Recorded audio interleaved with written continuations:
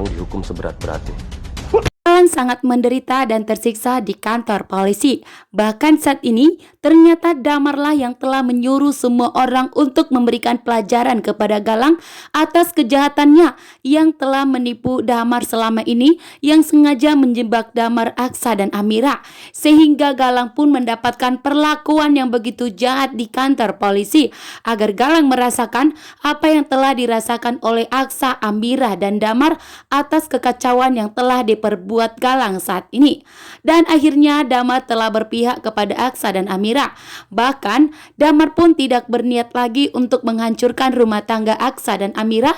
Bahkan saat ini Damar, Aksa, Amira sudah berdamai. Dirga yang dianggap Damar sebagai anak kandungnya juga. Di sini pun tentunya wajahnya Galang babak belur, bahkan wajahnya Galang terluka. Dan Galang pun meminta kepada Bu Jora agar segera membebaskannya dari tahanan kantor polisi. Karena saat ini Galang sudah tidak tahan lagi atas perlakuan yang didapatnya di tahanan kantor polisi. Semua orang menggebuki dan memberikan pelajaran kepada Galang atas perbuatannya, kejahatannya selama ini kepada Aksa dan Amira. Bahkan yang telah membuang anak Aksa dan Amira, begitu juga dengan Dirga. Bahkan yang telah membohongi dan memperalat Damar, sehingga membuat Damar tentunya tidak terima karena dirinya selama ini telah dimanfaatkan oleh Galang. Sementara itu, demi kenyamanan Aksa dan Amira dan Dirga, kini Aksa dan Amira telah resmi tinggal bersama dengan Pak Lian Bagaskara di rumahnya.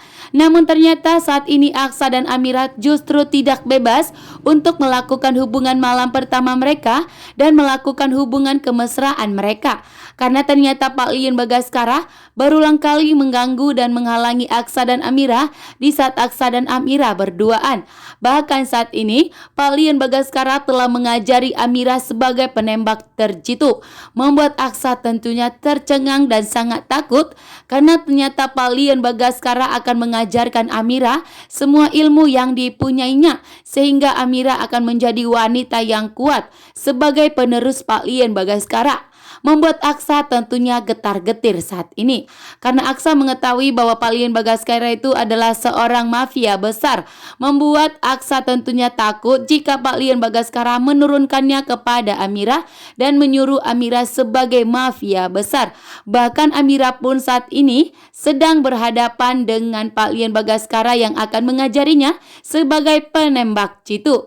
Sementara itu Bu Jora dan Galang di sini getar-getir karena ternyata Damar telah memakai pengacara terhebat untuk memastikan bahwa Galang tidak akan pernah lolos dari tahanan kantor polisi, bahkan membuat Galang harus mendekam di penjara sampai membusuk dan tidak boleh melepaskan Galang. Sementara Galang sudah tidak sanggup lagi bahkan meminta kepada Bu Jora untuk segera membebaskannya. Bahkan untuk mencari pengacara itu yang lebih bagus lagi agar bisa membebaskan Galang dari tahanan polisi.